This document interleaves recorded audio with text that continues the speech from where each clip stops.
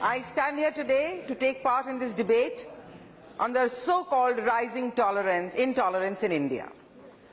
I would like to question this.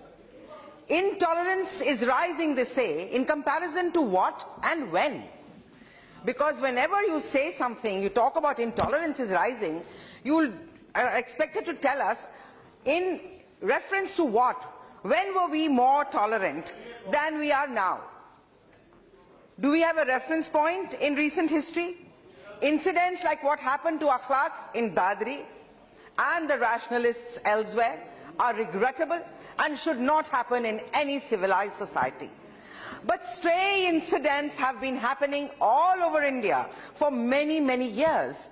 Strangely, our wonderful intellectuals who have been returning their awards, people we respect very deeply, I want to ask them, where was their conscience all these years when so many things that should have shaken their conscience happened? How come they didn't wake up to anything then? They now feel it's an unsafe place to live. I have a few questions to ask of them. Where were they when the ethnic cleansing of Kashmiri Pandits took place? According to a report publicized by the Jammu and Kashmir police, 209 Kashmiri Pandits were killed by militants since 1989, and about 109 were slaughtered in the year 1990 only. More surprisingly, only 24 cases have been filed in 25 years, with more than 110 cases untraced.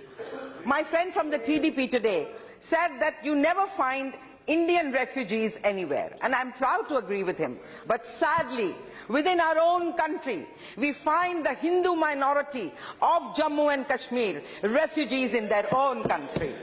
But none of the intellectuals spoke up then.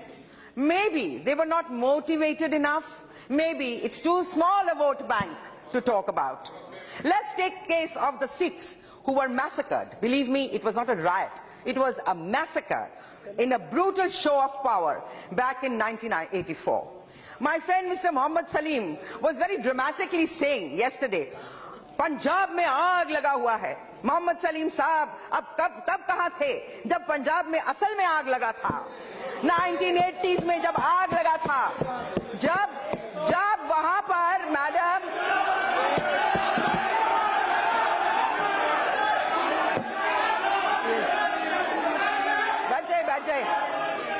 Madam speaker 1980s में Bhindranwale was created by the Congress party at the center. When things went out of hand, he went into the Golden Temple. The then Prime Minister belonging to the Congress party took the army and the tanks into the most sacred inner sanctum of the Sikhs, the Golden Temple. Not only बेटा बोलन दे बैठिए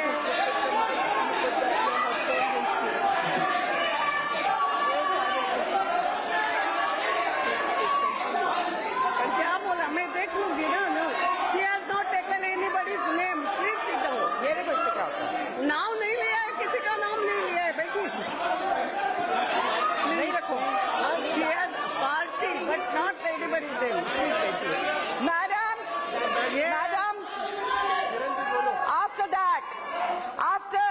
after the very tragic assassination of the then Prime Minister, because it was done by the Sikh bodyguards, lot of people, lot of Sikhs, 3,000 Sikhs in New Delhi and 8,000 more in 40 cities throughout India were massacred.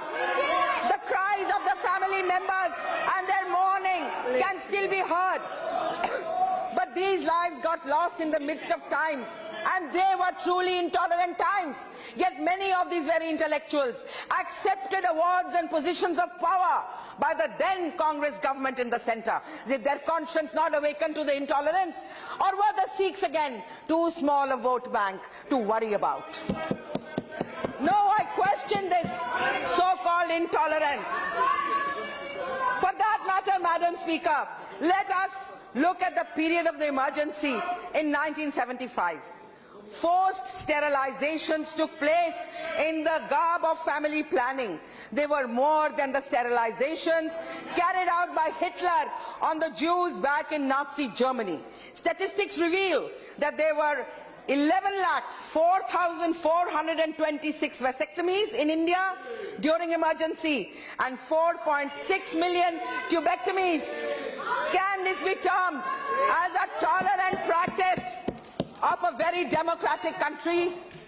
And anyone who voiced a protest, whether they were opposition leaders or they were members of the press or members of civil society, intellectuals were either jailed or they were muzzled. How the press was muzzled, we all know, it's a matter of history. Then the point to understand is, how have these people suddenly emerged out of nowhere, started raising a voice against what they think is the rising tolerance in the country? We need to understand the motive behind these protests, the fabricated nature of the unrest that has taken over the country. We must stop and pause to ask why this outrage has taken place. How has the conscience of these people suddenly awakened? Now and then you should not tell us.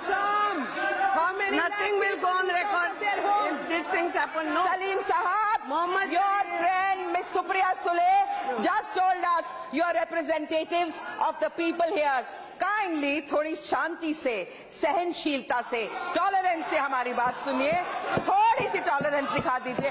हमने आपके बहुत तंज सुने हैं, हमने आपकी बहुत बातें सुनी हैं, क्षमा कीजिए आपको बुरा लगता है, हमारे को भी बात कहने का हक है। The thing is, madam, there is a paradigm shift in Indian politics. There is a paradigm shift in Indian politics. There is a polar shift in the social media, in the way people perceive the India of today. And that is what is bothering the parties that went into the hustings every time, promising a lot, but unfortunately could not deliver on governance. And so every time they fell back on secularism and trying to make parties that try to do something for the people where governance is concerned into communal parties. Because that is the easiest thing to say. How do you prove it? How do you disprove it? आप आंकड़े देंगे, हम आंकड़े देंगे. Perception ऐसा बना दीजिए जिससे लोगों को लगे हाँ बड़ी बहुत intolerance है. Perception is a very dangerous game, madam. This is what is happening in this country. मैं आपको अपनी personal बात बताती हूँ. My husband was the censor board chief when Vajpayee ji's government was in power. He was removed overnight when the UPA came into power, and Ms. Sharmila Tagore, with due respect to her, was appointed. Was this tolerance? And madam, the two people who started this whole thing against him, even though he was the only censor board chief who passed a film like Black Friday without a single cut, were the same people who started the problem about this intolerance, the same two documentary filmmakers. We are in the film industry, we know them, we recognize them. The Indian film industry has faced great intolerance from the Congress party over the years. When Mr. V.C. Shukla's time, he wanted Kishore Kumar to sing at one of the Congress functions. Kishore Kumar refused. Mr. Kishore Kumar was banned from All India Radio. This is a matter of history. He wanted Dilip Kumar and Devanand Sahab to take part in one of their political rallies. They refused. He wanted to ban them. Devanand Sahab writes about this in his autobiography. It's a matter of history and a matter of record. Shame. Farooq Khan and Amir Khan are people I respect. They have a right to their opinion, but I wish people who are celebrities also realize that they lead very, very privileged lives. Very privileged lives.